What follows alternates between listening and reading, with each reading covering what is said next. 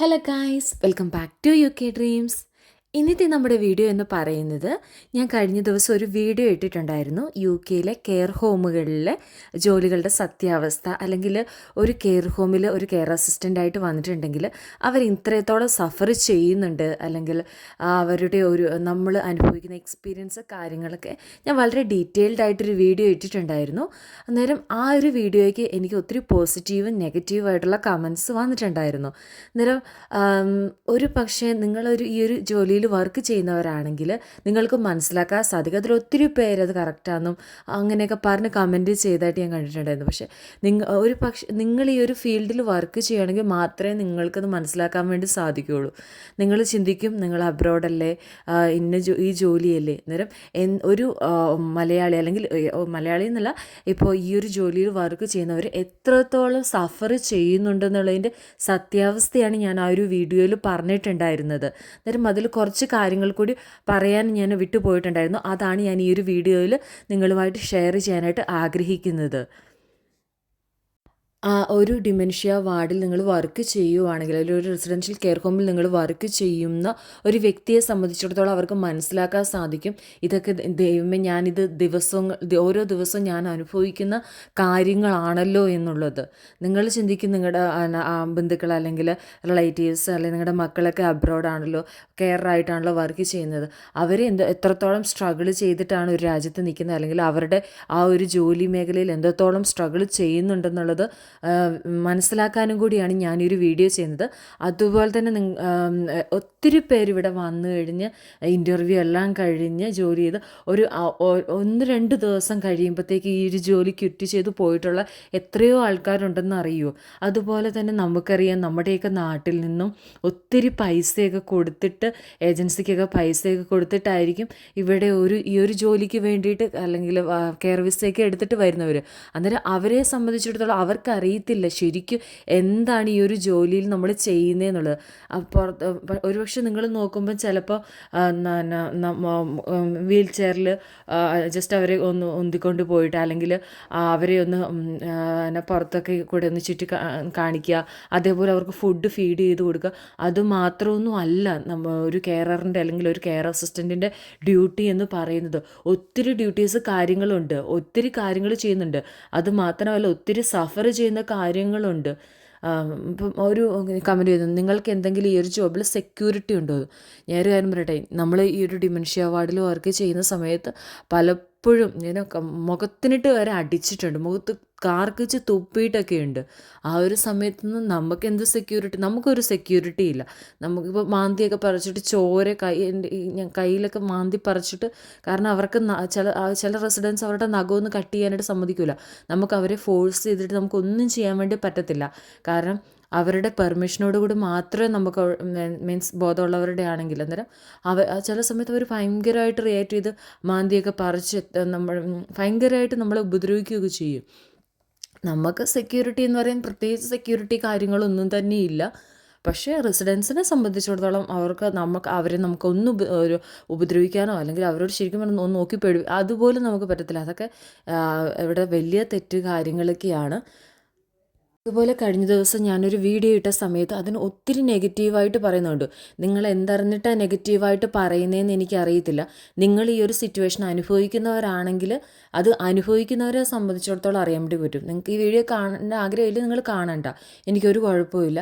പക്ഷേ ഞാൻ ഇതിൻ്റെ സത്യാവസ്ഥയാണ്, ഒരു കെയർ ഹോം ജോലിയിൽ എത്രത്തോളം സ്ട്രഗിൾ ചെയ്യുന്നുള്ളതിൻ്റെ സത്യാവസ്ഥയാണ് ഞാൻ ഈ ഒരു വീഡിയോയിൽ പറഞ്ഞിട്ടുണ്ടായിരുന്നത്. അന്നേരം ഈ വീഡിയോ കാണുന്നതിൽ ആരെങ്കിലും ആ ഒരു വീഡിയോ കാണാത്തവരുണ്ടെങ്കിൽ ഈ ഒരു വീഡിയോയുടെ ലിങ്കിൽ ഡിസ്ക്രിപ്ഷൻ ബോക്സിൽ അതിൻ്റെ ലിങ്ക് കൊടുക്കാം. അന്നേരം നിങ്ങൾക്കത് കാണാവുന്നതാണ്. ഞാനിപ്പോൾ ഈ ഒരു ഫീൽഡിൽ വർക്ക് ചെയ്യാൻ തുടങ്ങിയിട്ട് ഒരു 3 വർഷത്തിൽ കൂടുതലായി.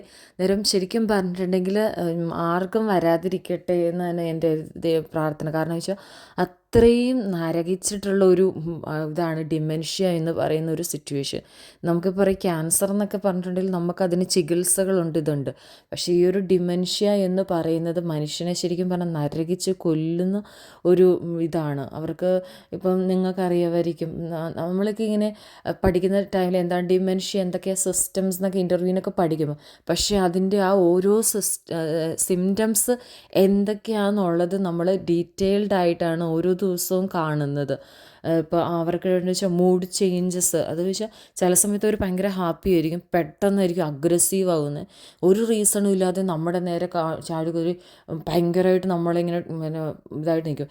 ആദ്യത്തേക്ക് എൻ്റെ ഒരു എക്സ്പീരിയൻസ് എന്ന് വെച്ചിട്ടുണ്ടെങ്കിലുണ്ടല്ലോ, ഞാനിങ്ങനെ പേടിച്ചിങ്ങനെ ഫസ്റ്റ് നമ്മളിങ്ങനെ നമ്മുടെ നേരെ ഒരു കാര്യമില്ലാതെ ചീറി ഇങ്ങനെ വന്നിട്ട് ഭയങ്കരമായിട്ട് നമ്മളെ ഇതാക്കും.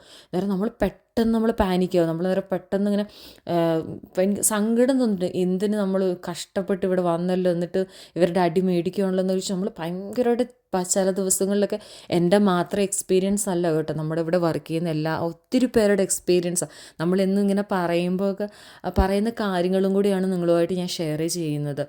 പക്ഷെ നമ്മൾ വെച്ചാൽ ആ ഒരു ഇതിൽ വർക്ക് ചെയ്ത് കഴിയുമ്പോൾ നമ്മൾ ഓൾറൈറ്റോ. ഇപ്പോൾ ഒരാൾ വന്നിട്ട് ചോദിച്ചു അല്ലെങ്കിൽ എന്തെങ്കിലും ഇതായിട്ട് പറഞ്ഞിട്ടുണ്ടെങ്കിൽ നമുക്കത് തിരിച്ച് പറയാനും അതെങ്ങനെയാണ് ഹാൻഡിൽ ചെയ്യേണ്ടതെന്നൊക്കെ ഉള്ളത് നമുക്ക് പ്രോപ്പറായിട്ടുള്ള ട്രെയിനിങ് കാര്യങ്ങളൊക്കെ തന്നുകൊണ്ട് അങ്ങനെ കുഴപ്പമൊന്നുമില്ല. നിങ്ങൾ അന്നേരം ടെൻഷൻ അടിക്കുന്നൊന്നും കാര്യമില്ല. ഇങ്ങനെ ഒരു ഫീൽഡ് വന്നിട്ടുണ്ടെങ്കിൽ തന്നെ നമ്മൾ ഫസ്റ്റ് വരുമ്പോൾ തന്നെ അവർ നമുക്ക് മാനേജ്മെൻറ്റ് നമുക്ക് പ്രോപ്പറായിട്ടുള്ള ട്രെയിനിങ് തരും. എങ്ങനെയാണ് അഗ്രസീവായിട്ടുള്ള റെസിഡൻസിനെ ഹാൻഡിൽ ചെയ്യേണ്ടത്, അല്ലെങ്കിൽ ഓരോ സിറ്റുവേഷനിലും നമ്മൾ എങ്ങനെയൊക്കെയാണ് ഇത് ചെയ്യേണ്ടതെന്നുള്ളതിൻ്റെ പ്രോപ്പറായിട്ടുള്ള ട്രെയിനിങ്ങും കാര്യങ്ങളും കെയർ ഹോം തരും കേട്ടോ. അന്നേരം അതിനെക്കുറിച്ചൊന്നും വറീഡാവേണ്ട കാര്യമൊന്നുമില്ല. ഇത് പിന്നെ ഒരു കാര്യം എനിക്ക് നിങ്ങളോട് പറയാനുള്ളത്, ഇതൊരിക്കലും ഒരു നെഗറ്റീവായിട്ടുള്ളൊരു ഇതല്ല. കാരണം നിങ്ങൾക്കൊരു ചാൻസ് കിട്ടിയിട്ടുണ്ടെങ്കിൽ നിങ്ങൾ UK വരണം എന്ന് തന്നെയാണ് ഞാൻ ആഗ്രഹിക്കുന്നത്. അതുപോലെ തന്നെ ഇങ്ങനെ ഒരു ജോലി കിട്ടിയിട്ടുണ്ട്. കാരണം നമ്മൾ ഇതിലൂടെ ആയിരിക്കും കുറച്ചും കൂടെ കുറച്ചും കൂടെ സ്ട്രോങ് ആവും, നമ്മുടെ മെൻ്റലി നമ്മൾ സ്ട്രോങ് ആവും. പിന്നെ ഒരു ചാൻസ് കിട്ടിയിട്ടുണ്ടെങ്കിൽ എന്തായാലും നിങ്ങളൊക്കെ വരാനായിട്ട് ശ്രദ്ധിക്കുക. നേഴ്സിംഗ് കെയർ ഹോം മാത്രമല്ല, റെസിഡൻഷ്യൽ കെയർ ഹോമുകളുണ്ട്. അവിടെയൊന്നും ഇത്രയും ബുദ്ധിമുട്ട് കാര്യങ്ങളൊന്നും തന്നെ ഇല്ല. അന്നേരം ഞാനിപ്പോൾ വർക്ക് ചെയ്യുന്ന നേഴ്സിംഗ് ഹോമുകളാണ്. അതായത് UK 2 തരത്തിലുള്ള കെയർ ഹോമുണ്ട്. റെസിഡൻഷ്യൽ കെയർ ഹോമും ഉണ്ട്, നേഴ്സിംഗ് കെയർ ഹോമും ഉണ്ട്. നേഴ്സിംഗ് കെയർ ഹോം എന്ന് പറഞ്ഞിട്ടുണ്ടെങ്കിൽ അവിടെയാണ് ഈ ഡിമെൻഷ്യ പോലുള്ള, അതുപോലെ എൻഡ് ഓഫ് ലൈഫ് ആയിട്ടുള്ളവർ, അതേപോലെ തന്നെ എപ്പോഴും മെഡിക്കേഷൻസ് കൂടുതലായിട്ട് ആവശ്യമുള്ളത് 24/7 ഫുൾ ടൈം നേഴ്സിംഗ് അസിസ്റ്റൻസ് ആവശ്യമുള്ളവരാണ് നേഴ്സിംഗ് കെയർ ഹോമുകളിലുള്ളത്. അതായത് എപ്പോഴും മെഡിക്കേഷൻസ് ഉണ്ടായിരിക്കണം. അവിടെ കൂടുതലായിട്ടുള്ള എൻഡ് ഓഫ് ലൈഫ് അല്ല, കൂടുതലായിട്ട് നേഴ്സിംഗ് പരിചരണമൊക്കെ ആവശ്യമുള്ളവരായിരിക്കും നേഴ്സിംഗ് കെയർ ഹോമുകളിലുള്ളത്. അതായത് നിങ്ങൾക്ക് റെസിഡൻഷ്യൽ കെയർ ഹോമുകൾ ചൂസ് ചെയ്യാം. അതുപോലെ നേഴ്സിംഗ് കെയർ ഹോമുകൾ വർക്ക് ചെയ്തിട്ടുണ്ടെങ്കിൽ നല്ലത് തന്നെയാണ്, നമുക്ക് നല്ലൊരു എക്സ്പീരിയൻസും ഇത് തന്നെയാണ്. അതുപോലെ തന്നെ ഈ ഒരു ഡിമെൻഷ്യ എന്ന് പറയുന്ന ആ ഒരു ഇതിൽ അവർക്ക് കമ്മ്യൂണിക്കേഷൻ പ്രോബ്ലംസ് ഉണ്ടാകും. അതായത് അവരിപ്പോൾ പലപ്പോഴും ഇങ്ങനെ നമ്മളോടിങ്ങനെ പറയാനായിട്ട് ശ്രമിക്കും, പക്ഷേ ആ ഒരു ഇത് കറക്റ്റായിട്ട് കമ്മ്യൂണിക്കേറ്റ് ചെയ്യേണ്ടത് അവർക്ക് വരില്ല. അന്നേരം അതൊരു വലിയൊരു ബുദ്ധിമുട്ടാണ്. അന്നേരം അവർക്ക് തന്നെ ഒരു ഭയങ്കര എനിക്ക് കമ്മ്യൂണിക്കേറ്റ് ചെയ്യാൻ പറ്റുന്നില്ല, അവർ പറയുന്നത് എന്താണെന്ന് നമുക്ക് മനസ്സിലാവും, പക്ഷെ നമ്മൾ എല്ലാം മനസ്സിലായി എന്നുള്ള രീതിയിൽ നിൽക്കും. അതുപോലെ തന്നെ എന്ന് പറഞ്ഞിട്ടുണ്ടെങ്കിൽ ഏറ്റവും ഒരു ഇതാണ് നമുക്കറിയാം, ഡിമെൻഷ്യ എന്ന് പറഞ്ഞിട്ടുണ്ടെങ്കിൽ തന്നെ മെമ്മറി ലോസ്, അതായത് നമ്മുടെ മെമ്മറി പോകുന്നതാണ്. അന്നേരം ഫാമിലി വരും, അവരുടെ ഫ്രണ്ട്സ്, ബെസ്റ്റ് ഫ്രണ്ട്സ്, കാര്യങ്ങൾ, സിബ്ലിങ്സ് ഒക്കെ വരും, പക്ഷെ അവരെയൊന്നും അവർക്ക് അറിയത്തില്ല.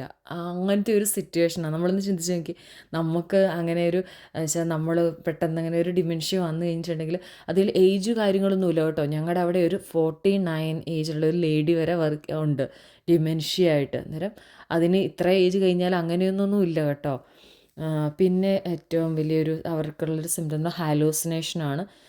ചിലപ്പോൾ അവരടിക്കാൻ വരുന്നു എന്ന് അവരിങ്ങനെ തിങ്ക് ചെയ്യും, ചിലപ്പം കിടന്ന് കാറും. അന്നേരം അവരുടെ വിചാരം അവരെ ആരോ ഉപദ്രവിക്കാൻ വരുന്നു, പക്ഷെ അങ്ങനെയൊന്നും ഇല്ല. പക്ഷെ അതൊരു എന്നാ പറയേണ്ടത്, അവർക്കിങ്ങനെ ഹാലൂസിനേഷൻ അങ്ങനെ തോന്നുന്നു. പിന്നെ കൺഫ്യൂഷൻസ് ആൻഡ് സ്ട്രെസ്സ്, ഭയങ്കരമായിട്ട് അവർ കൺഫ്യൂസ്ഡ് ആയിരിക്കും, എന്താ പറയേണ്ടത്, എന്നാ ചെയ്യേണ്ടതെന്നൊക്കെ പറഞ്ഞ് ഭയങ്കരമായിട്ട് സ്ട്രെസ് അനുഭവിക്കും.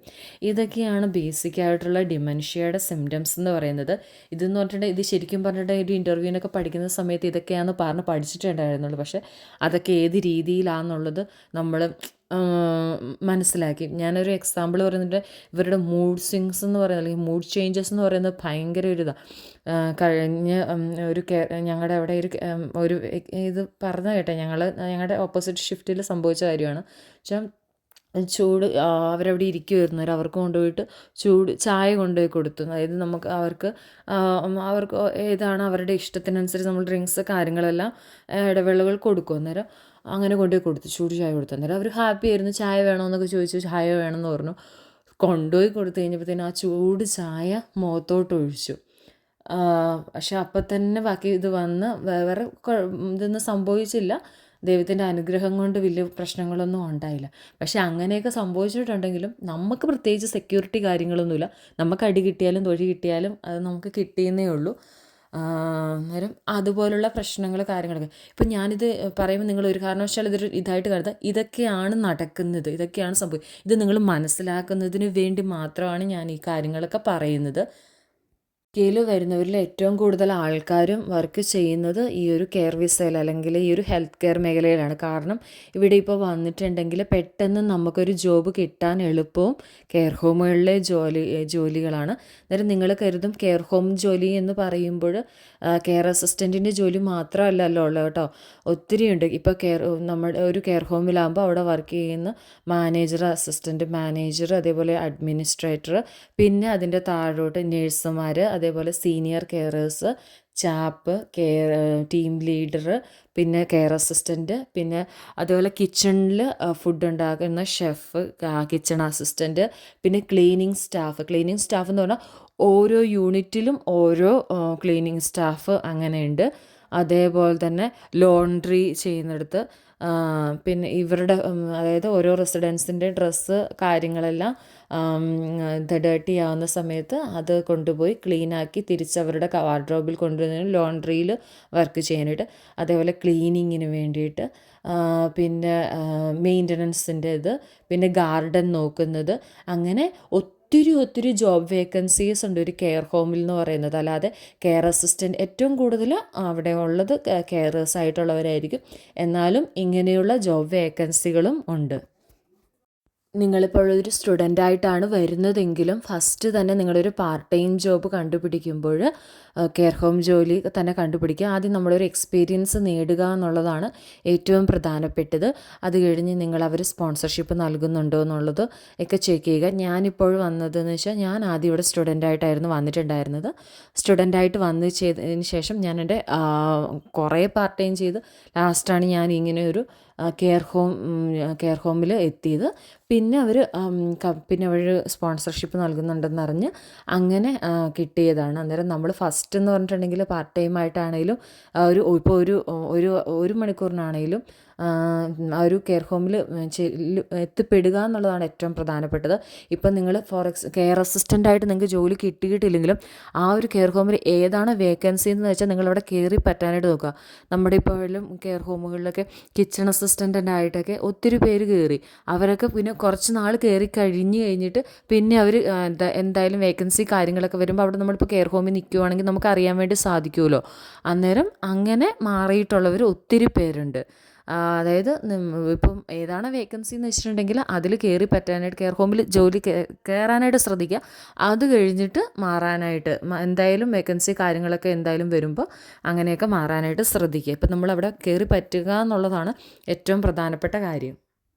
അതുപോലെ തന്നെ ഇപ്പം നിങ്ങൾ കരുതുന്ന കാണും കെയറേഴ്സ് സ്റ്റുഡൻസ് മാത്രം, അങ്ങനെയൊന്നും അല്ല കേട്ടോ. ഇവിടെ ഞങ്ങളുടെ കൂടെ വർക്ക് ചെയ്യുന്നതിൽ എൻജിനീയറിങ് കഴിഞ്ഞവരുണ്ട്, ഡോക്ടേഴ്സ് ആയിട്ടുള്ളവരുണ്ട്, എല്ലാ ഫീൽഡിലുള്ളവരും വർക്ക് ചെയ്യുന്നുണ്ട്. നമുക്കറിയാം, കാരണം ഇവിടെ അല്ലാത്ത അവരുടെ ഇപ്പം നമ്മൾ പഠിച്ചതിൻ്റെ ബേസിൽ ജോലി കിട്ടുക എന്നുള്ളത് കുറച്ച് ബുദ്ധിമുട്ടുള്ള കാര്യമാണ്.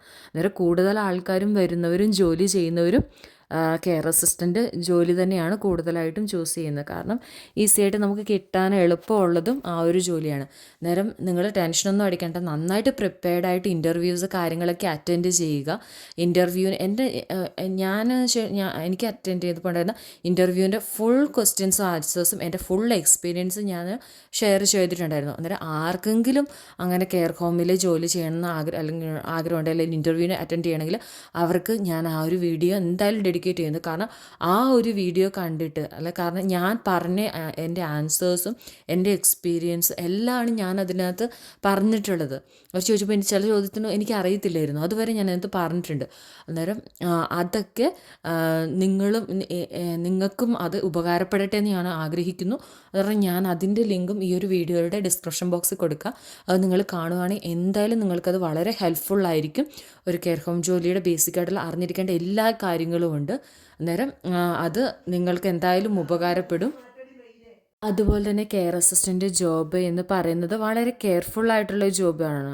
കാരണം നമ്മളൊരു ഓഫീസ് ജോബ് പോലെയുള്ള നമ്മളിവിടെ ഡീൽ ചെയ്യുന്നതെന്ന് വെച്ചിട്ടുണ്ടെങ്കിൽ അല്ലെങ്കിൽ നമ്മളിവിടെ പരിചരണം കൊടുക്കുന്ന അല്ലെങ്കിൽ കെയർ കൊടുക്കുന്നതെന്ന് വെച്ചാൽ മനുഷ്യർക്കാണ്. അന്നേരം നമ്മൾ അത്ര കെയർഫുള്ളോടുകൂടി ചെയ്യേണ്ട ഒരു കാര്യമാണ്. അതായത് ഇപ്പോൾ ഒരു റെസിഡൻസിനെ നോക്കുന്ന സമയത്ത് അവർക്ക് എന്തെങ്കിലും തരത്തിലുള്ള അബ്നോർമലായിട്ട് കാണുവാണെങ്കിൽ നമ്മൾ അപ്പം തന്നെ അത് റിപ്പോർട്ട് ചെയ്യുകയും ഇൻഫോം ചെയ്യുകയൊക്കെ ചെയ്യണം.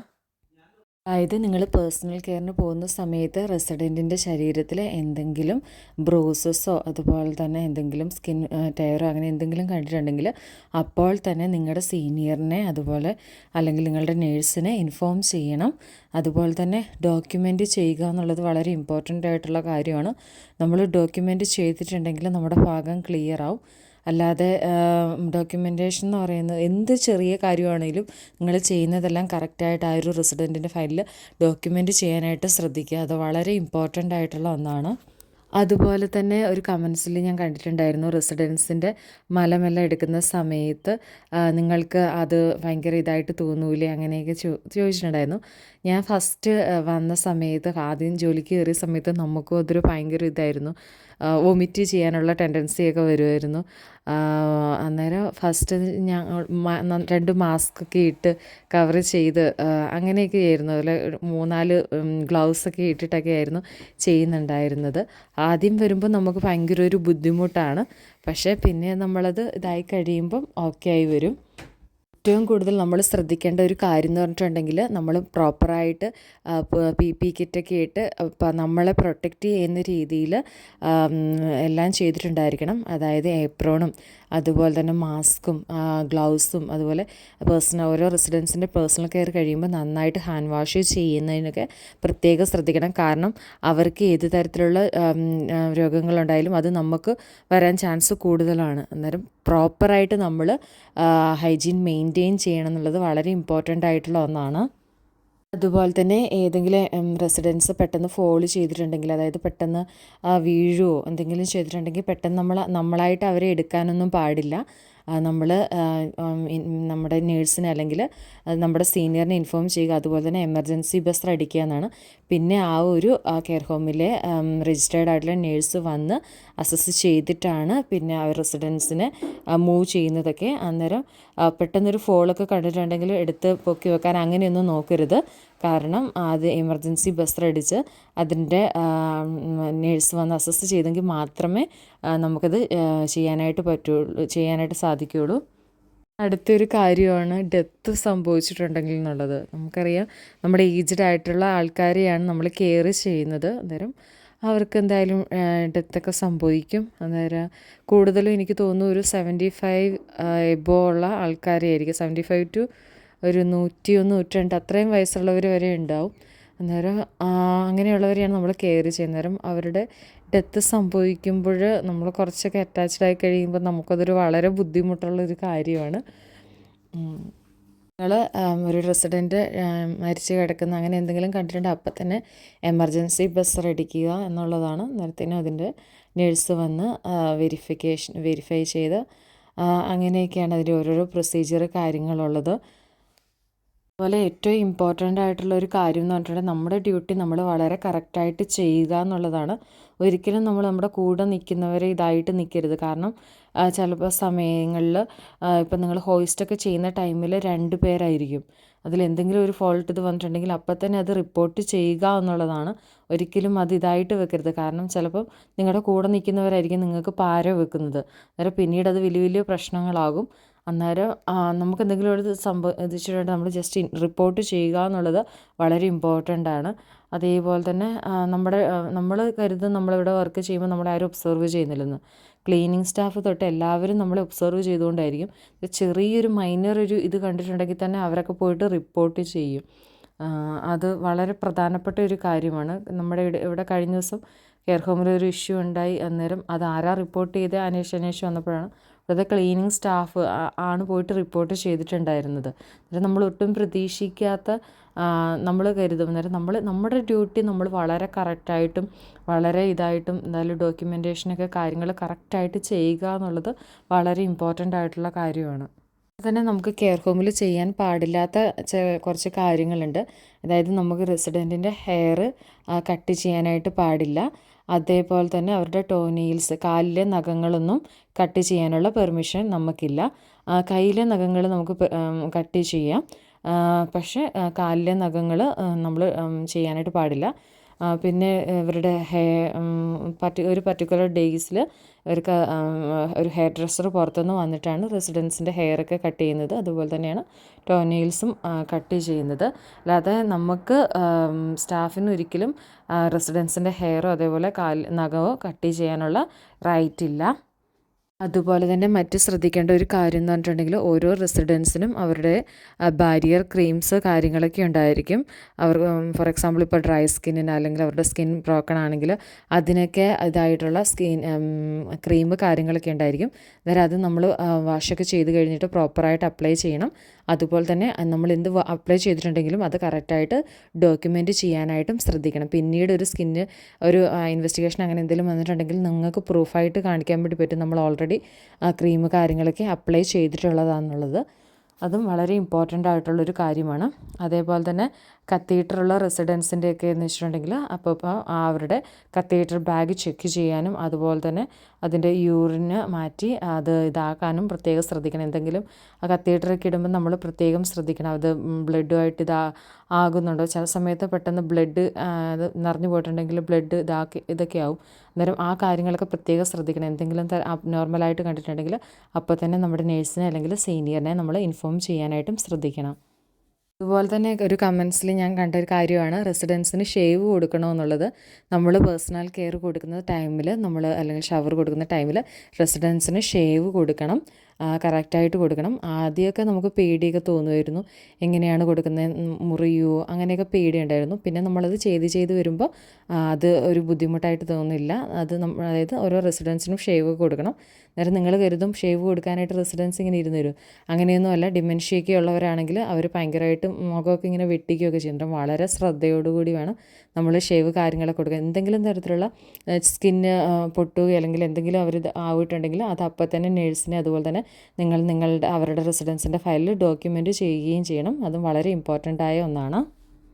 അതുപോലെ തന്നെ കണ്ട മറ്റൊരു കമൻ്റ് എന്ന് പറയുന്നത് കെയറേഴ്സ് മെഡിക്കേഷൻ കൊടുക്കണമെന്നുള്ളതാണ്.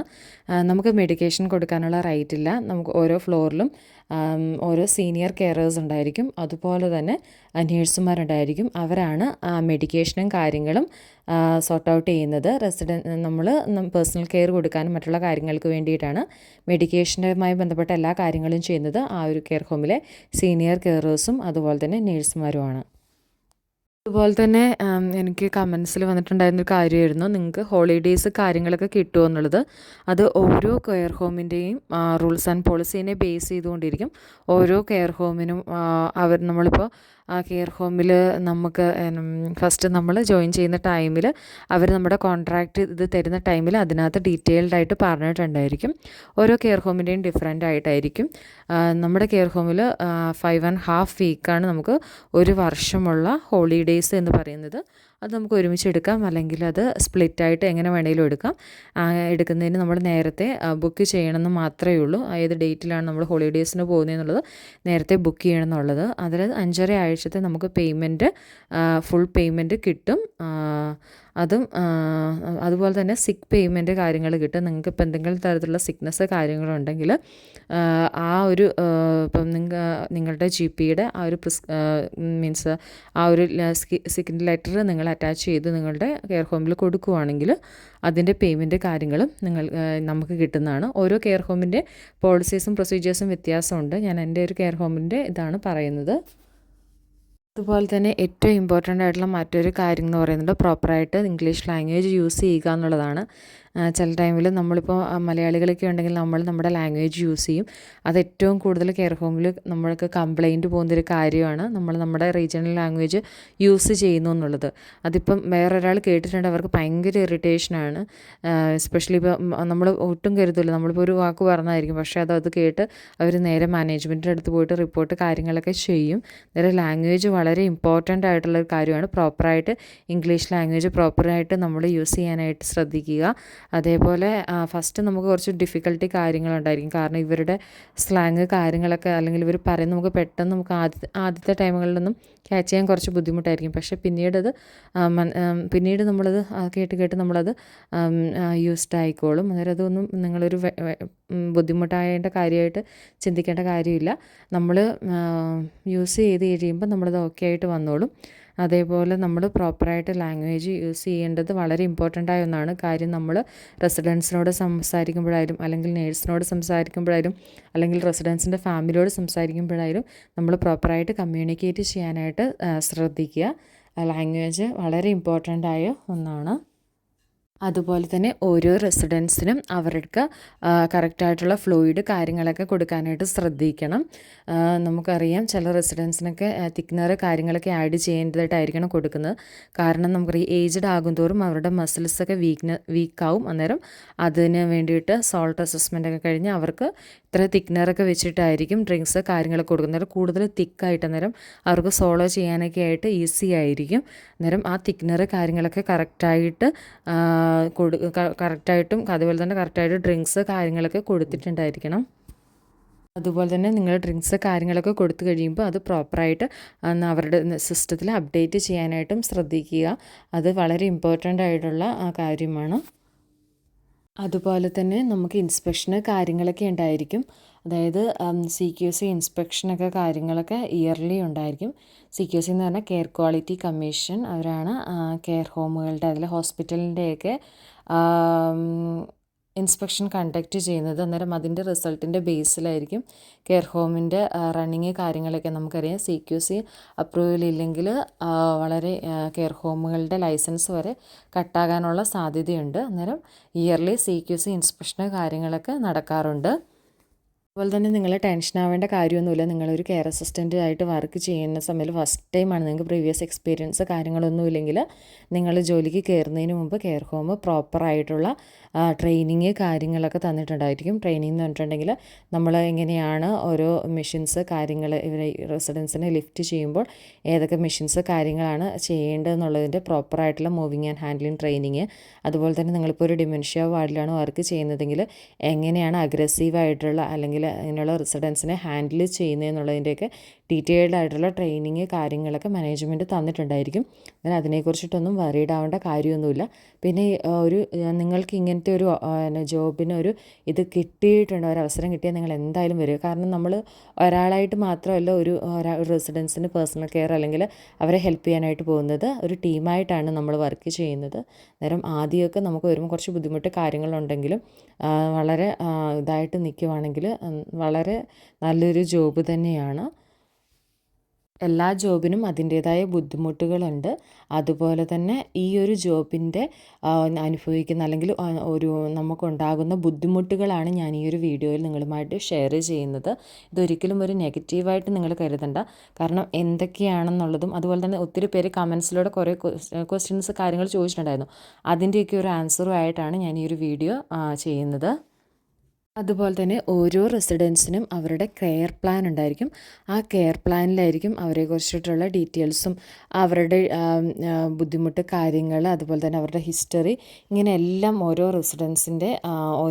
റെസിഡൻസിന് care plan കാര്യങ്ങളുണ്ടായിരിക്കും. അതിനകത്തായിരിക്കും അവരുടെ മൊബിലിറ്റി കണ്ടീഷൻസും അതുപോലെ തന്നെ അവരെ എങ്ങനെയൊക്കെയാണ് ചെയ്യേണ്ടത് എന്നതിനെക്കുറിച്ചിട്ടുള്ള എല്ലാ കാര്യങ്ങളും അവരുടെ കെയർ പ്ലാനിലായിട്ടായിരിക്കും ഉണ്ടായിരിക്കുന്നത്. അന്നേരം ഓരോ റെസിഡൻസിനും ഇൻഡിവിജ്വലായിട്ടുള്ള കെയർ പ്ലാൻ കാര്യങ്ങളുണ്ട്. അത് ഓരോ സമയത്തും അപ്ഡേറ്റ് ചെയ്തുകൊണ്ടേയിരിക്കും ചേഞ്ചസ് വരുന്നതിനനുസരിച്ച്. അതുപോലെ തന്നെ നമ്മുടെ മറ്റൊരു ഇമ്പോർട്ടൻ്റ് ആയിട്ടുള്ള ഡ്യൂട്ടി എന്ന് പറയുന്നത് റെസിഡൻസിൻ്റെ ബെഡ് കാര്യങ്ങളൊക്കെ മെയിൻറ്റെയിൻ ചെയ്യുക എന്നുള്ളതാണ്. അതായത് നമുക്കറിയാം ഓരോ റെസിഡൻസിനും അവർക്ക് ഇൻഡിവിജ്വലായിട്ടുള്ള റൂം ഉണ്ടായിരിക്കും. അവർക്ക് അതിൽ അറ്റാച്ച്ഡ് ആയിട്ടുള്ള ഒരു ടോയ്ലറ്റും ഉണ്ടായിരിക്കും. അന്നേരം അവർ രാവിലെ എഴുന്നേറ്റ് കഴിഞ്ഞിട്ടുണ്ടെങ്കിൽ അവർക്ക് പുതിയ ബെഡ്ഷീറ്റ് കാര്യങ്ങളൊക്കെ ഇട്ട് അവരുടെ ബെഡ് മേക്ക് ചെയ്യുക എന്നുള്ളതും നമ്മുടെ ഒരു ഇമ്പോർട്ടൻ്റ് ആയിട്ടുള്ള ഒരു ഡ്യൂട്ടിയാണ്. അതേപോലെ ചോദിച്ചിട്ടുണ്ടായിരുന്നു റെസിഡൻസിന് ഫുഡ് കാര്യങ്ങളൊക്കെ എങ്ങനെയാണെന്നുള്ളത്. അന്നേരം കെയർ ഹോമിൽ ഒരു ഷെഫ് ഉണ്ടായിരിക്കും. ആ ഒരു ഷെഫായിരിക്കും കെയർ ഹോമിലേക്കുള്ള എല്ലാ റെസിഡൻസിനും ആവശ്യമായിട്ടുള്ള ഫുഡ് കാര്യങ്ങൾ പ്രിപ്പയർ ചെയ്യുന്നത്. അന്നേരം ഒരു തലേന്ന് തന്നെ അവരൊരു മെനു തരും. അന്നേരം ആ ഓരോ റെസിഡൻസിനും ഇഷ്ടമുള്ള ഫുഡ് ഏതാണെന്ന് വെച്ചിട്ടുണ്ടെങ്കിൽ അവരുടെ അടുത്ത് നമ്മൾ പോയി ചോദിച്ച് അതിനനുസരിച്ച് നമ്മൾ അത് ഫില്ല് ചെയ്തിട്ട് ആ കിച്ചണിലേക്ക് കൊടുക്കണം. അതിനനുസരിച്ചിട്ടായിരിക്കും ഓരോ ദിവസവും ഷെഫ് അവിടെ നമുക്ക് ഫുഡ് പ്രിപ്പയർ ചെയ്ത് തരുന്നത്. കിച്ചണിൽ ഷെഫിനെ ഹെൽപ്പ് ചെയ്യാൻ വേണ്ടി കിച്ചൺ അസിസ്റ്റൻസായിട്ട് വർക്ക് ചെയ്യുന്നവരും ഉണ്ടായിരിക്കും. അന്നേരം അവർ ഓരോ യൂണിറ്റിലേക്കും ഒരു ഉച്ചയ്ക്കാവുന്ന സമയത്ത് ഫുഡ് പ്രിപ്പയർ ചെയ്തൊരു ട്രോളിയിലാക്കിയിട്ട് കൊണ്ടുവന്ന് തരും. അന്നേരം അതിൽ ആ ഒരു യൂണിറ്റിലെ ഹെഡായിട്ടുള്ള ആളായിരിക്കും ഫുഡ് സെർവ് ചെയ്ത് ഓരോ റെസിഡൻസിനും അവരുടെ അനുസരിച്ചിട്ടുള്ള ഫുഡ് കൊടുക്കുന്നത്. അതായത് അവരുടെ ചില റെസിഡൻസിന് പ്യൂരി ആയിട്ടുള്ള ഫുഡ് ഉണ്ടായിരിക്കും, ചില റെസിഡൻറ്റ് നോർമൽ ഫുഡ് ഉണ്ടായിരിക്കും. ചിലപ്പോൾ ഏതെങ്കിലും റെസിഡൻസിന് ചില അലർജി കാര്യങ്ങളൊക്കെ ഉണ്ടെങ്കിൽ അതൊക്കെ ശ്രദ്ധിച്ച് വളരെ ഇമ്പോർട്ടൻ്റ് ആണ് ഫുഡ് സെർവ് ചെയ്ത് റെസിഡൻസിന് കൊടുക്കുക എന്നുള്ളത്. അന്നേരം നമ്മൾ ഫുഡ് പ്രിപ്പയർ ചെയ്യേണ്ട കാര്യമൊന്നുമില്ല, കിച്ചണിൽ ഷെഫ് കാര്യങ്ങളുണ്ട്. പിന്നെ നമ്മൾ പ്രിപ്പയർ ചെയ്ത് കൊടുക്കേണ്ടതെന്ന് വെച്ചിട്ടുണ്ടെങ്കിൽ അപ്പോൾ ഓരോ യൂണിറ്റിലും ഒരു ചെറിയൊരു കിച്ചൺ പോലെ ഉണ്ടായിരിക്കും. അന്നേരം അവിടെ അത്യാവശ്യത്തിന് വേണ്ട സീരിയൽസ്, ടോസ്റ്റർ, ബോയിലർ, അതുപോലെ തന്നെ കെറ്റിൽ, അതേപോലെ ഫ്രിഡ്ജ്, ഇങ്ങനെ അത്യാവശ്യത്തിന് വേണ്ട സാധനങ്ങൾ. അന്നേരം ഇപ്പോൾ നമുക്ക് ബേസിക്കായിട്ട് പെട്ടെന്ന് ആക്കി കൊടുക്കാൻ പറ്റുന്ന അതൊക്കെ നമുക്ക് ഉണ്ടാക്കി കൊടുക്കാം. അതായത് ടോസ്റ്റ് ചെയ്ത് കൊടുക്കാമെന്ന് നമുക്ക് പറ്റും. അതുപോലെ സീരിയൽസ്, മിൽക്കൊക്കെ അതാക്കിയിട്ട് അവർക്ക് കൊടുക്കാൻ വേണ്ടി സാധിക്കും. പിന്നെ ചായ, കോഫി, അതേപോലെ മിൽക്ക് ഷേക്ക്, ഇങ്ങനെ ജ്യൂസ്, അങ്ങനെയൊക്കെയുള്ളത് നമുക്ക് ഉണ്ടാക്കി കൊടുക്കാനായിട്ട് സാധിക്കും. അല്ലാതെ മെയിനായിട്ടുള്ള ലഞ്ച് അതേപോലെ സപ്പർ അതുപോലുള്ള കാര്യങ്ങളൊക്കെ കിച്ചണിൽ നിന്ന് ഷെഫായിരിക്കും ഉണ്ടാക്കിയിട്ട് തരുന്നത്. അന്നേരം ഓരോ റെസിഡൻസിൻ്റെ പ്രിഫറൻസിനനുസരിച്ചിട്ട് കൊടുക്കുക എന്നുള്ളതാണ് നമ്മുടെ ഡ്യൂട്ടി എന്ന് പറയുന്നത്. അതേപോലെ ബെഡിലൊക്കെ കിടക്കുന്നവർക്ക് അവരുടെ ഫുഡ് അവർക്ക് ഫീഡ് ചെയ്ത് കൊടുക്കുക എന്നുള്ളതും വളരെ ഇമ്പോർട്ടൻ്റ് ആയിട്ടുള്ളൊരു കാര്യമാണ്. ഫീഡ് ചെയ്ത് കൊടുക്കുന്ന സമയത്ത് റെസിഡൻസിനെ കംഫർട്ടായിട്ടുള്ളൊരു പൊസിഷനിൽ ഇരുത്തിയിട്ടായിരിക്കണം ഫീഡ് ചെയ്ത് കൊടുക്കുന്നത്. ഫീഡ് ചെയ്ത് കൊടുക്കുന്ന ടൈമിൽ അവരെന്തെങ്കിലും തരത്തിലുള്ള ചോക്കിങ് കാര്യങ്ങളുണ്ടെങ്കിൽ നിങ്ങൾ അത് പെട്ടെന്ന് ചോക്ക് ചെയ്ത് ഇതായിട്ടുണ്ടെങ്കിൽ അപ്പോൾ തന്നെ എമർജൻസി ബസ് അടിക്കുക, നേഴ്സിനെ ഇൻഫോം ചെയ്യുക എന്നുള്ളതാണ് ഏറ്റവും ഇമ്പോർട്ടൻ്റ് ആയിട്ടുള്ള കാര്യം. ചോക്ക് ചെയ്യാൻ തുടങ്ങിയിട്ടുണ്ടെങ്കിൽ പിന്നെ ഫീഡ് ചെയ്യാനായിട്ട് പാടില്ല. അതുപോലെ തന്നെ ഏറ്റവും ഇമ്പോർട്ടൻ്റ് ആയിട്ടുള്ള മറ്റൊരു കാര്യം എന്ന് പറയുന്നതാണ് പ്രൈവസി ആൻഡ് ഡിഗ്നിറ്റി എന്ന് പറയുന്നത്. അതായത് ഒരു റെസിഡൻസിൻ്റെ റൂമിൽ നമ്മൾ അവരുടെ പേഴ്സണൽ കെയറിന് വേണ്ടി കയറുന്ന സമയത്ത് നമ്മൾ ഏറ്റവും കൂടുതൽ ശ്രദ്ധിക്കേണ്ട കാര്യമാണ് അവരുടെ പ്രൈവസി മെയിൻറ്റെയിൻ ചെയ്യുക എന്നുള്ളത്. അതായത് നിങ്ങളൊരു റൂമിൽ കയറുന്ന ടൈമിൽ തന്നെ ഫസ്റ്റ് തന്നെ നിങ്ങൾ റൂം ക്ലോസ് ചെയ്യുക. റൂം ഒരിക്കലും അകത്തുനിന്ന് ലോക്ക് ചെയ്യാനായിട്ട് പാടില്ല. റൂം ക്ലോസ് ചെയ്യാനേ പാടുള്ളൂ, ലോക്ക് ചെയ്യാനായിട്ട് പാടില്ല. അതുപോലെ തന്നെ കർട്ടനൊക്കെ അടച്ചിടുക. കാരണം റെസിഡൻസിൻ്റെ പ്രൈവസി അല്ലെങ്കിൽ റെസിഡൻസിൻ്റെ ഡിഗ്നിറ്റി മെയിൻറ്റെയിൻ ചെയ്യുക എന്നുള്ളത് വളരെ ഇമ്പോർട്ടൻ്റ് ആയിട്ടുള്ള ഒരു കാര്യമാണ്. കർട്ടൻ ക്ലോസ് ചെയ്ത് അതുപോലെ തന്നെ ഡോറ് ക്ലോസ് ചെയ്തെന്ന് ഉറപ്പ് വരുത്തിയതിന് ശേഷം മാത്രമേ അവരുടെ പേഴ്സണൽ കെയറിൽ സ്റ്റാർട്ട് ചെയ്യാനായിട്ട് പാടുള്ളൂ. അതുപോലെ തന്നെ ഡിമെൻഷ്യ വാർഡുകളിലുള്ള റെസിഡൻസിനെ സംബന്ധിച്ചിടത്തോളം അവർക്ക് യാതൊരു കാര്യങ്ങൾ അറിയത്തില്ല, അവരെന്താ ചെയ്യുന്നതെന്നുള്ളത് അറിയില്ല. അന്നേരം ചില റെസിഡൻസൊക്കെ അവരിങ്ങനെ നടക്കും. അന്നേരം അവർക്കറിയാതെ തന്നെ അവർ കൊറിഡോറിലൊക്കെ അപ്പിയൊക്കെ ഇട്ട് വെക്കുക, അല്ലെങ്കിൽ യൂറിനൊക്കെ പാസ് ചെയ്യും. അതൊന്നും അവർ അറിഞ്ഞുകൊണ്ട് ചെയ്യുന്നതല്ല. അതെല്ലാം ക്ലീൻ ആക്കുക എന്നുള്ളതും നമ്മുടെ ഡ്യൂട്ടി തന്നെയാണ്. അതേപോലെ ഇപ്പം റെസിഡൻറ്റ് വൊമിറ്റ് ചെയ്തിട്ടുണ്ടെങ്കിലും അവരുടെ ഫ്ലോർ ക്ലീൻ ആക്കുക, അതുപോലെ തന്നെ അവരുടെ ഡ്രസ്സൊക്കെ ചേഞ്ച് ചെയ്തിട്ട് അവരെ ഹെൽപ്പ് ചെയ്യുക എന്നുള്ളതും, ഇപ്പോൾ വൊമിറ്റ് ചെയ്ത് ഇതായിട്ടുണ്ടെങ്കിൽ അപ്പം തന്നെ നമ്മൾ നമ്മുടെ സീനിയറിനെ അല്ലെങ്കിൽ നേഴ്സിനെ ഇൻഫോം ചെയ്യുക എന്നുള്ളതും വളരെ ഇമ്പോർട്ടൻ്റ് ആയിട്ടുള്ള കാര്യമാണ്. പിന്നെ നമ്മൾ ഒത്തിരി നാൾ ഇവരെയൊക്കെ കെയർ ചെയ്ത് കഴിഞ്ഞിട്ട് പെട്ടെന്ന് അവർ മരിച്ചു പോകുമ്പോൾ നമുക്കും മെൻ്റലി ഭയങ്കര വിഷമമുള്ള കാര്യമാണ്. പക്ഷേ ഇത് നമ്മുടെ ഒരു ജോലിയുടെ ഭാഗമായിട്ടാണ്. നിങ്ങൾ അങ്ങനെ ഒരു റെസിഡൻറ്റ് മരിച്ചൊക്കെ കിടക്കുന്ന കണ്ടിട്ടുണ്ടെങ്കിൽ അപ്പം തന്നെ എമർജൻസി ബസ് അടിച്ച് ഇൻഫോം ചെയ്യുക എന്നുള്ളതാണ്. ഡെത്ത് വെരിഫിക്കേഷൻ കാര്യങ്ങളൊക്കെ നടത്തുന്നത് അവിടുത്തെ രജിസ്റ്റേർഡ് നേഴ്സായിരിക്കും. പിന്നീട് ഫാമിലിയൊക്കെ വന്ന് കണ്ടതിന് ശേഷം അവർ ഫ്യൂണറൽ ടീമിനായിരിക്കും ഹാൻഡ് ഓവർ ചെയ്യുന്നത്. അങ്ങനെയാണ് ഇവിടുത്തെ പ്രൊസീജിയർ കാര്യങ്ങളൊക്കെ. പിന്നീട് അവർ ഫാമിലിയൊക്കെ ഡിസൈഡ് ചെയ്തിട്ടായിരിക്കും അവരുടെ ഫ്യൂണറൽ കാര്യങ്ങളൊക്കെ നടത്തുന്നത്. പേഴ്സണൽ കെയറിന് പോകുന്ന സമയത്തായാലും അവരെ പ്രോപ്പറായിട്ട് ക്ലീൻ ചെയ്യാനായിട്ടുള്ള കാര്യം നിങ്ങൾ ശ്രദ്ധിക്കണം. അവരുടെ പ്രൈവറ്റ് ഏരിയാസൊക്കെ പ്രോപ്പറായിട്ട് ക്ലീൻ ചെയ്യാനായിട്ടൊക്കെ ശ്രദ്ധിക്കണം. ഇപ്പോൾ ആരെങ്കിലും അപ്പയൊക്കെ ഇട്ടിട്ടുണ്ടെങ്കിൽ അവരുടെ ആ ഭാഗങ്ങളൊക്കെ നല്ല വൃത്തിക്ക് ക്ലീൻ ചെയ്യണം. അല്ലെങ്കിൽ നമുക്കറിയാം ഇപ്പോൾ ക്ലീൻ ചെയ്യാൻ വരുന്നവർ വരുന്ന സമയത്ത് നമുക്കറിയാം ഇപ്പം ഡേ കഴിഞ്ഞടുത്ത നൈറ്റിൽ വരുന്ന ടൈമിൽ ഇപ്പോൾ ഡേക്കാർ പ്രോപ്പറായിട്ട് ആ ക്ലീൻ ചെയ്തിട്ടല്ലെങ്കിൽ അവരത് കംപ്ലൈൻ്റ് ആയിട്ട് ആക്കുകയും അങ്ങനെയുള്ള ഒത്തിരി ഇതൊക്കെ ആവുന്നേരം എന്തായാലും നമ്മൾ ചെയ്യുന്ന ഡ്യൂട്ടി നമ്മൾ വളരെ കറക്റ്റായിട്ടും പ്രോപ്പറായിട്ടും അതുപോലെ കറക്റ്റായിട്ട് ഡോക്യുമെൻ്റൊക്കെ ചെയ്യാനായിട്ട് ശ്രദ്ധിക്കുക. ഡോക്യുമെൻറ്റേഷൻ എന്ന് പറയുന്നത് ഈ ഒരു ജോബിൻ്റെ നമ്മുടെ ഏറ്റവും വലിയൊരു ബെസ്റ്റ് ഫ്രണ്ട് എന്ന് തന്നെ പറയാം. കാരണം പല പ്രശ്നങ്ങളും ഉണ്ടായിക്കഴിഞ്ഞ് നമ്മളത് കറക്റ്റായിട്ട് ഡോക്യുമെൻ്റ് ചെയ്തതിൻ്റെ പേരിൽ നമുക്ക് വലിയ വലിയ ബുദ്ധിമുട്ടുകൾ വരാത്ത കാര്യങ്ങളൊക്കെ ഉണ്ടായിട്ടുണ്ട്. അന്നേരം ഡോക്യുമെൻറ്റേഷൻ എന്ന് പറയുന്നത് വളരെ ഇമ്പോർട്ടൻ്റ് ആണ്. നിങ്ങൾ ചെറിയൊരു മൈനർ കാര്യമാണ് ചെയ്തിട്ടുണ്ടെങ്കിൽ പോലും നിങ്ങൾ ആ ഒരു റെസിഡൻസിൻ്റെ ഫയലിൽ അത് ഡോക്യുമെൻ്റ് ചെയ്യാനായിട്ട് ശ്രദ്ധിക്കുക. അത് വളരെ ഇമ്പോർട്ടൻ്റ് ആയിട്ടുള്ള ഒന്നാണ്. അന്നേരം ഇത്രയൊക്കെയാണ് എനിക്ക് ഈ ഒരു വീഡിയോയിൽ നിങ്ങളായിട്ട് ഷെയർ ചെയ്യാനായിട്ട് ആഗ്രഹിക്കുന്നത്. ഞാൻ പറഞ്ഞിരിക്കുന്ന കാര്യങ്ങൾ എന്ന് പറഞ്ഞിട്ടുണ്ടെങ്കിൽ നമ്മൾ ദിവസവും കെയർ ഹോമിൽ ചെയ്യുന്ന കാര്യങ്ങളും നമ്മൾ അനുഭവിക്കുന്ന കാര്യങ്ങളും നമ്മൾക്ക് അനുഭവിക്കുന്ന സഫറിങ്സ് കാര്യങ്ങളൊക്കെയാണ് ഞാൻ പറഞ്ഞിട്ടുണ്ടായിരുന്നത്. ഇതിൻ്റെ ഫസ്റ്റ് പാർട്ട് ഞാൻ ഒരു കുറച്ച് ദിവസങ്ങൾക്ക് മുമ്പ് ചെയ്തിട്ടുണ്ടായിരുന്നു. അന്നേരം ആ ഒരു വീഡിയോ കണ്ടിട്ട് അതിനകത്ത് ഞാൻ വളരെ ഡീറ്റെയിൽഡ് ആയിട്ട് ഓരോ കാര്യങ്ങളും പറയുന്നുണ്ട്. അന്നേരം അതിൽ കുറച്ച് കാര്യങ്ങൾ വിട്ടു പോയിട്ടുണ്ടായിരുന്നു. അതാണ് ഞാൻ ഈ ഒരു വീഡിയോയിൽ ആഡ് ചെയ്തിട്ടുള്ളത്.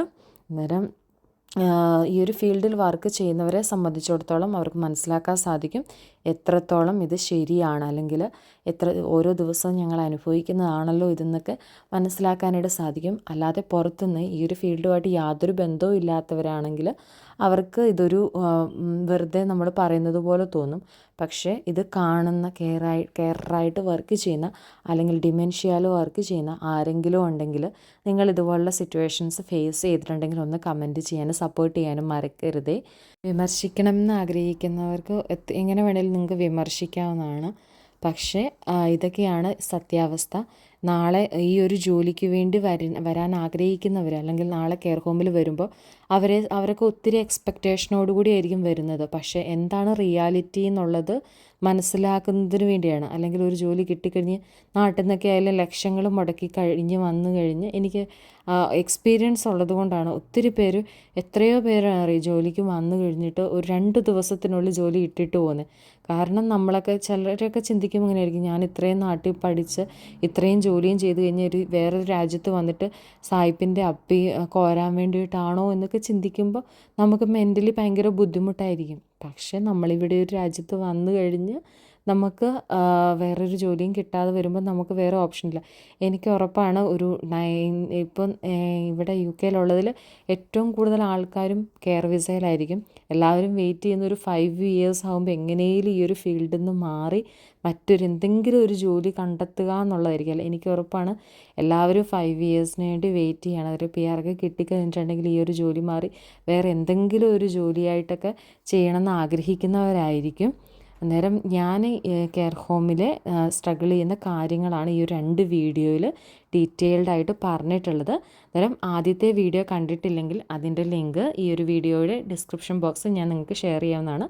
അതുപോലെ ആരെങ്കിലും കെയർ ഹോം ജോലി ആഗ്രഹിക്കുന്നുണ്ടെങ്കിൽ അവർക്ക് സഹായകരമാകുന്ന ഇൻ്റർവ്യൂ ക്വസ്റ്റ്യൻസും ആൻസേഴ്സും നമ്മൾ മുമ്പ് ചാനൽ ചെയ്തിട്ടുണ്ടായിരുന്നു. അന്നേരം അതിൻ്റെ ലിങ്കും ഈ ഒരു ഡിസ്ക്രിപ്ഷൻ ബോക്സിൽ ഈ ഒരു വീഡിയോയുടെ ഡിസ്ക്രിപ്ഷൻ ബോക്സിൽ കൊടുക്കുന്നതായിരിക്കും. നിങ്ങൾക്ക് എല്ലാവർക്കും ഇത് ഉപകാരപ്രദമാകട്ടെ എന്ന് ഞാൻ ആശംസിക്കുന്നു. Thanks for watching my video. Thank you all.